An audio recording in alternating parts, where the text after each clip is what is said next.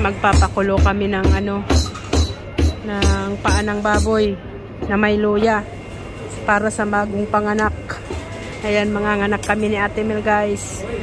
Abangan nyo ha, ang aming panganganak. Pamugat. May, ikaw. Pamugat. Ayan.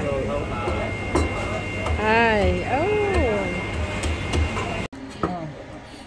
Ayan, guys. Okay, na. Ay, kamada. Hiro da. Ganito pag ano niyan, mga kamars. Marites. Mga kamarites. Ayan. Ganyan ang pagbalat ng luya dito. Kinakabkab yan ng ganyan. Gagawin namin itong pamugat. Gagawin namin, ano ba yan, sa bagong panganak. Talagyan ng suka na pula. Ayan, ito. Binagre yan, binagre. Ayan. Mamaya, pakita namin ha. Ayan ang suka. Pulang suka, 2 bote. At yung paa, ayun, mamaya. Ayan guys, ibablans na namin ang luya. After ng pagblans ng luya, yung tubig, gagamitin namin para sa paa ng baboy. Yung knuckle. Knuckle yun? Back pork knuckle. Back pork knuckle. Ayan. Ayan guys ha. Sa mga kababayan namin dito sa Hong Kong, ito ang pamamaraan ng suka para sa bagong pamamaraan.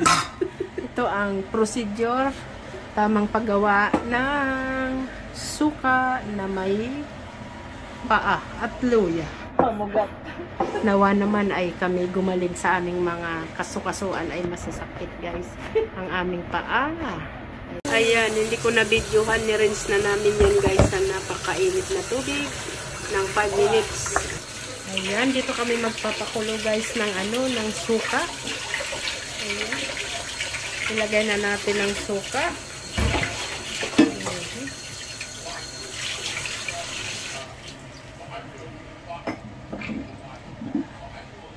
Guys, ini-steam namin. Ini-steam namin yan. Oo. Tapos ito ilalagay. Pag kumulo na tong suka, ilalagay na namin itong luya. Ilalaga pa ba? Ganyan lang po ang paggawa ng chikyok. Chikokyong. Ang tawag dyan ay ano ba yan? Ginger sweet vinegar na may pig knuckle. Ilalagay na namin ang luya guys. Ayan guys, andito na guys yung luya. Ayan, nakita nyo. Ayan. Ako kuluin uli yan. Turn off na po natin kasi kumulo na. Kung baga ibababad lang ang luya kahit 1 taon niyang babaran dyan. Ayan, ganyan lang ang paggawa ng luya na may vinegar. Ayan guys, ito na pala ang outcome ng 3 days naming ginawang sweet and sour vinegar na may pork knuckle. Ayan. Maganda po yan. Best in collagen. Ayan. Kain na tayo guys. Ang ganda ng luya ha. Rich in ano yan. Kung may binat. Kasi famous to sa mga bagong panganak.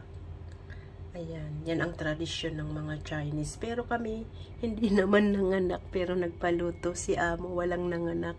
Dahil maganda raw yan. Lalo sa weather na humid. Ayan. Kaya, ano pang hinihintay natin guys? Kain na tayo ng luya. Ayan, maraming salamat sa inyong panunood. Ayan, God bless us all. Bye-bye.